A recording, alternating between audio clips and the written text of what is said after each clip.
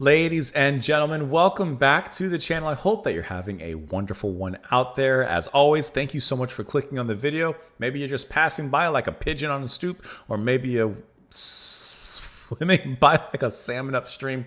I don't know what I was thinking, but today we are going to listen to this track. I don't know where I come up with this stuff. We're going to listen to this piece of music, Gesang der Jünglinge. I hope I'm pronouncing this correctly. Song of the Youths. This is by Karlheinz Stockhausen. Let's see, composed in 1955 or 56. We're listening to this track because it was suggested and sponsored by Alan. Alan, thank you so much for the recommendation. Thank you for the support as well. Really appreciate that. I've never heard of Mr. Stockhausen, but in your comment, Alan, you said that this is a classic of the electronic music genre, composed between 55 and 56. It tells the story of the three youths found praising God in a fiery furnace from the book of Daniel. Only one boy was used for the voices. Stockhausen was cutting and splicing tape together for this work and seemed to recall that 5 seconds of music could take a month. That is crazy. In performance, the sound is multi-directional, coming from all angles. That's kind of interesting. I really enjoy these kind of forays kind of historically into the genre and such. And am I correct in that like the name Stockhausen sounds familiar in relation to music? Am I thinking of, is this the Stockhausen I'm thinking of? Like, the name just sounds familiar, like I've heard it before in some capacity. And I think with electronic music, but I'm not 100% sure on that end. But maybe this is the one and the same. Anyways, let's go ahead and dive into this track. We will discuss it a little bit after. Here we go.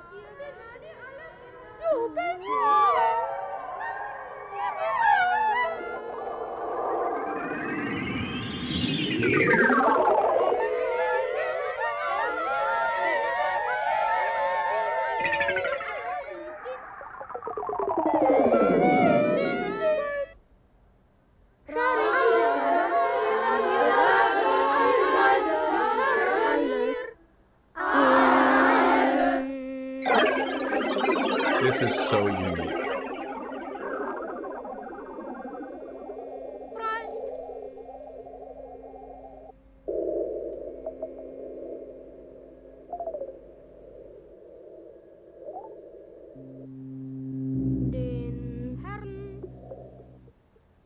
Is it German they're singing? Sonne und Mond.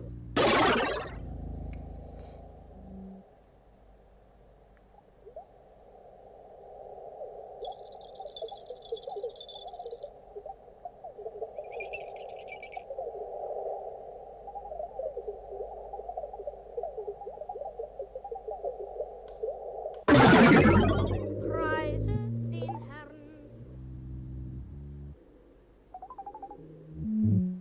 des Himmels, Sterne,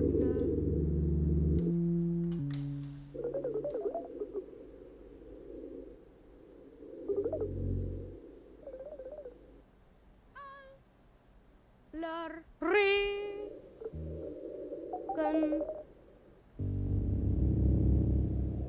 und Tau.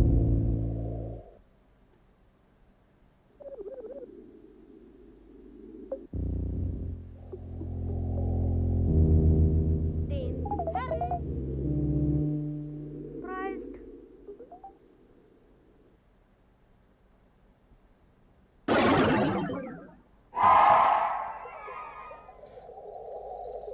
Every time that big splash happens, it scares me.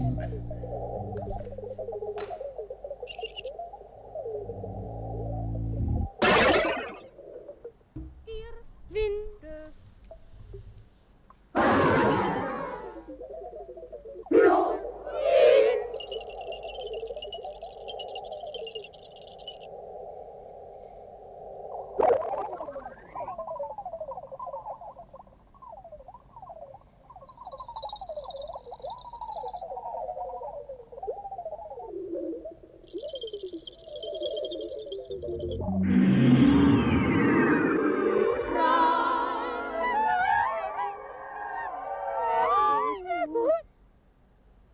Feuer.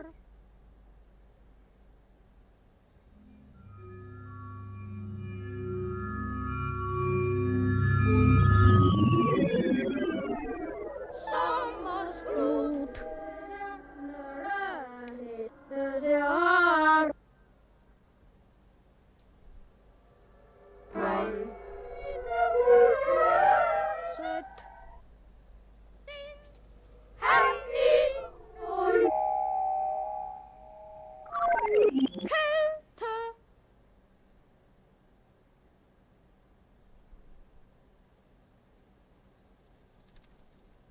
Und starrer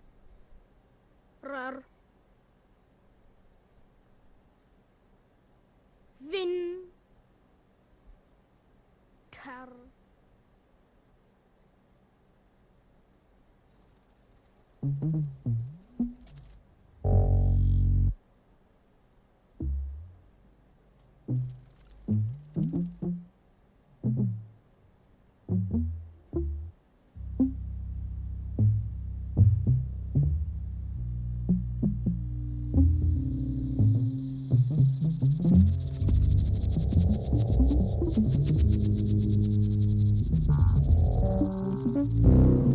Kind of an interesting percussive section. It's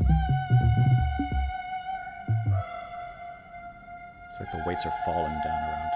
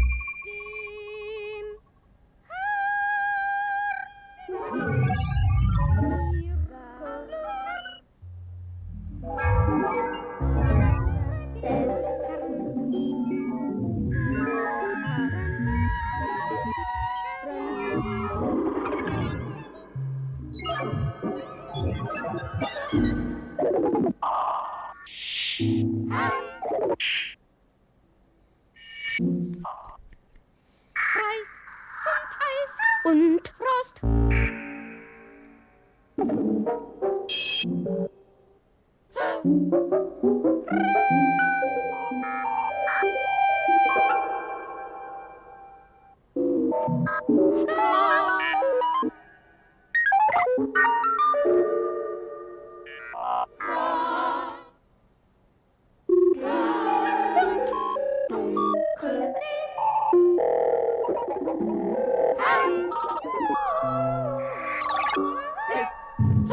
Wir alle können.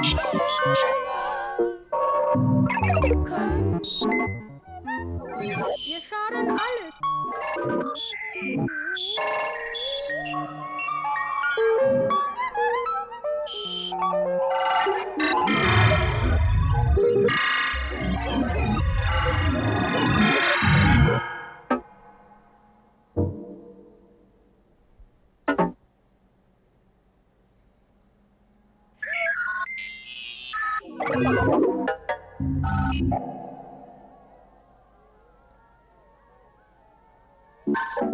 Frost und Eis. Scharin ihr Werke es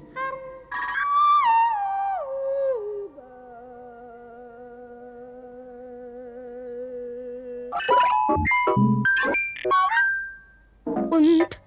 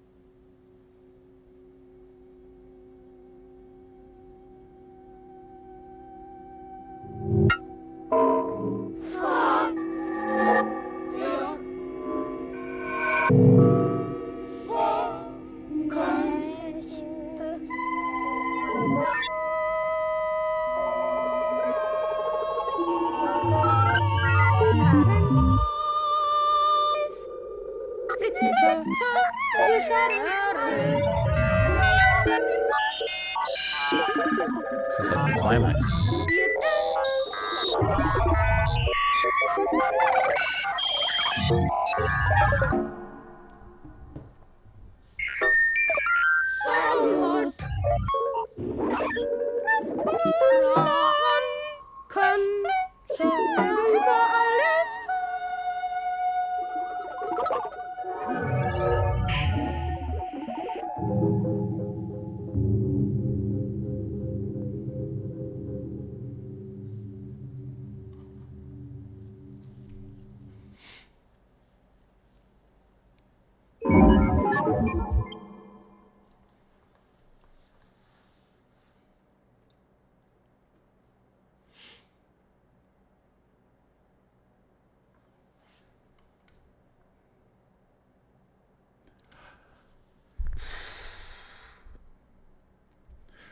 I'm being 100% honest because I don't know what else to be.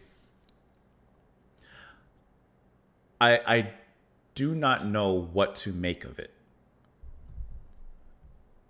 I I I I cannot tell you what to make of it. I'm kind of left.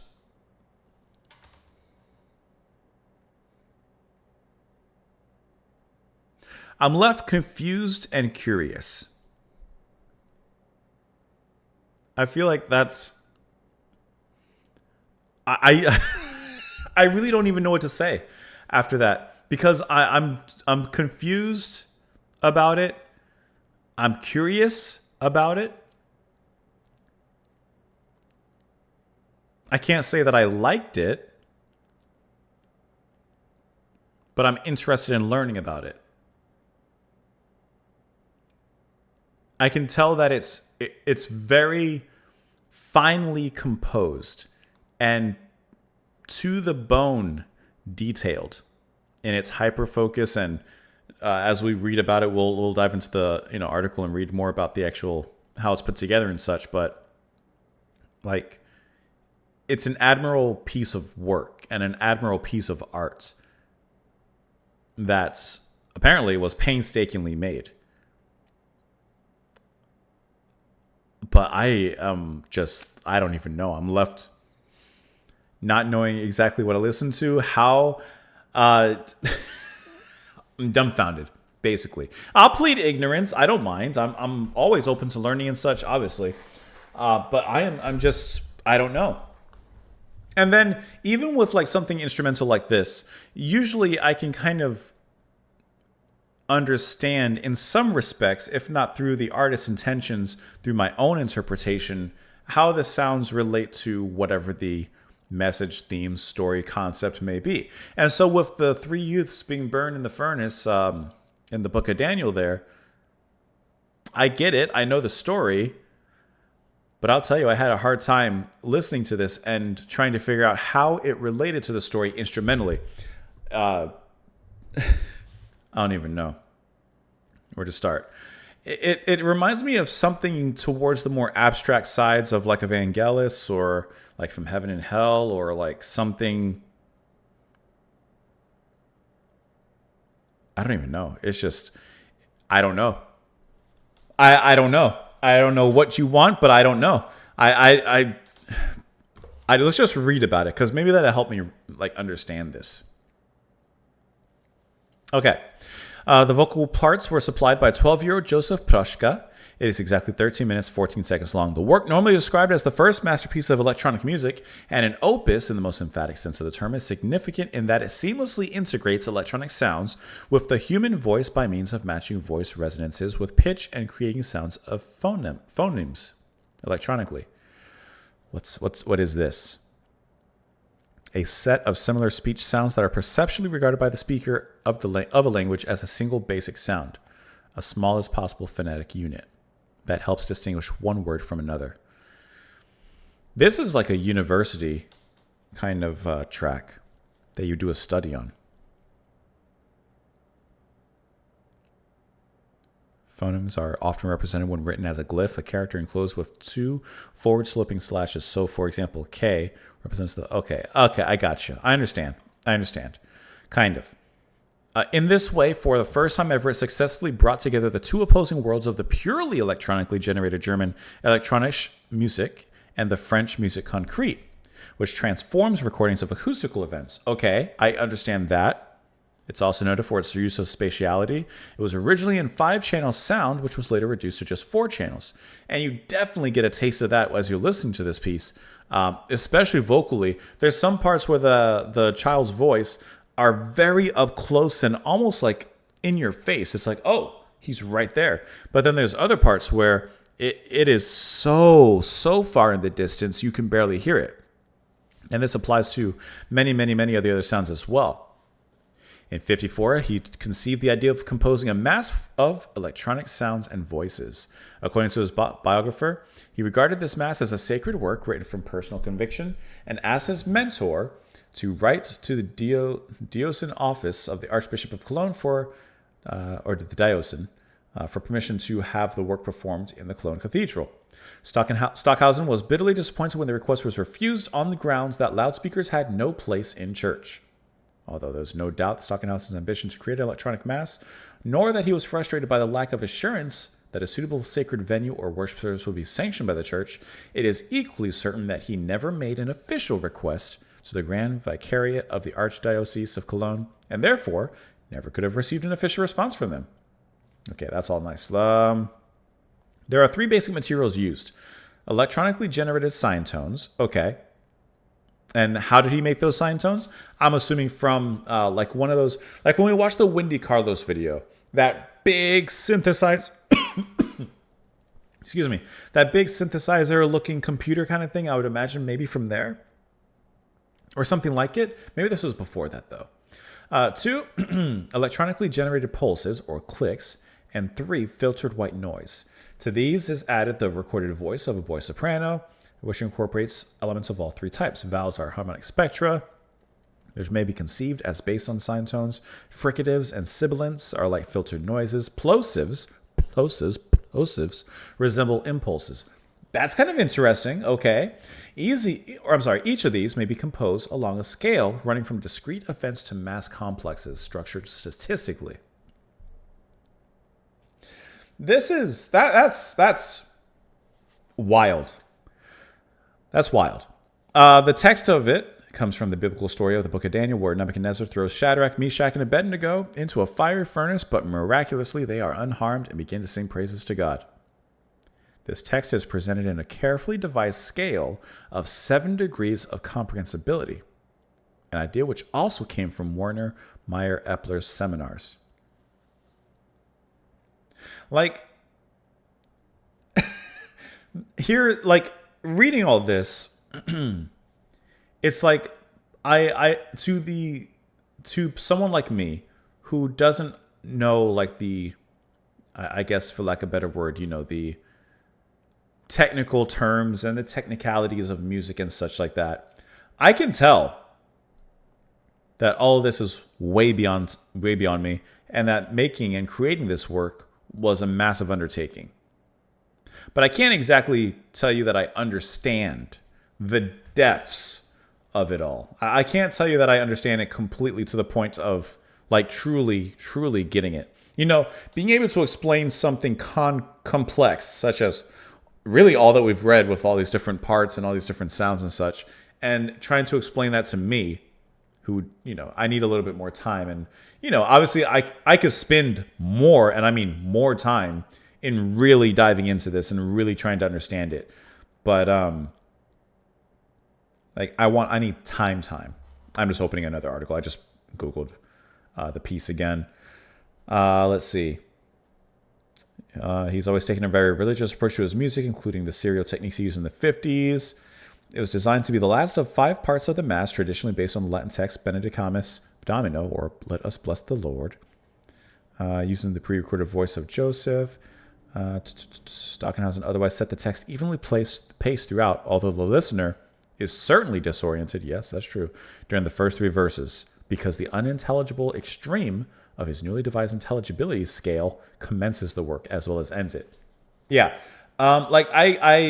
I can understand that it was in German. I do not, I'll be honest, I don't hear, I guess, a mass in here. I just kind of hear what sounds like seemingly random vocal samples, like, showing up here and there. I'm not familiar with masses, so I can't say that I know what they sound like, to the T or whatever, but, I don't think it sounds quite like this. The voice is generally made unintelligible by overdubbing itself several times, as well as speeding up the original recording of the boy to make it sound higher. Other sounds mostly created electronically by sine waves and noise act conventionally as an accompaniment.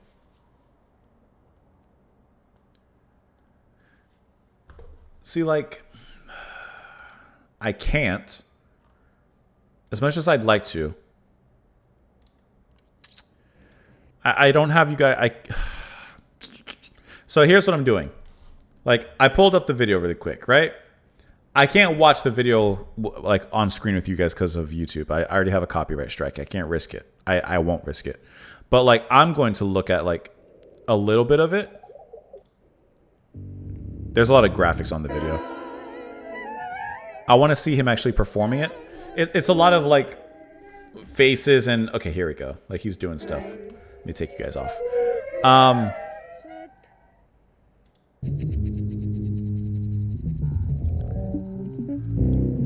He's at the board. Actually, they're not showing him a lot on this. They kind of briefly show him like on the thing. But not a lot at all. Maybe I can find a better video because it didn't show him really like doing what I would expect. That's just a picture. So maybe that's the best video when it comes to this. I don't know, man. That is so wild. I'm pulling up YouTube comments. Let me get back to that video. This is the sound of the void beyond the border of the universe. It sounds like an alien transmission of sorts. I miss him so much. I listened to this piece at 12 years of age for the very first time. It completely changed my life and made a composer out of me. Nice. Love this piece. A cornerstone in the music of the 20th century.